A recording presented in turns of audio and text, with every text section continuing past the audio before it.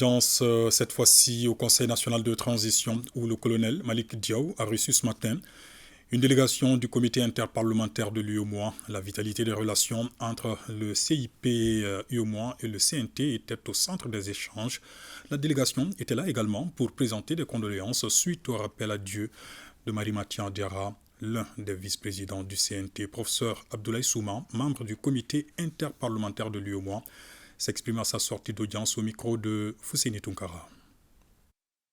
Nous avons eu le privilège d'être reçus pour présenter les condoléances du CIP UEMOA, qui est l'organe parlementaire de l'UEMOA, au CNT du Mali, en raison du décès de l'honorable Marie-Mathieu Diarra, qui était membre du CIP et de surcroît vice-président du CIP UEMOA au titre du Mali. Donc la disparition très douloureuse de l'honorable Marie-Mathieu Diarra a provoqué cette douleur au sein de la famille UEMOA, CIP UEMOA. C'est pourquoi, d'un point de vue institutionnel, fraternel, le CIP a sollicité et a entrepris de venir présenter les condoléances.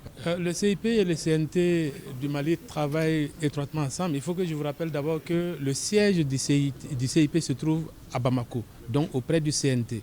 Le CNT du Mali est donc l'organe, le parlement le plus proche du CIP UEMOA avec le siège à Bamako. Et deuxièmement, le Mali participe désormais activement aux travaux du CIP.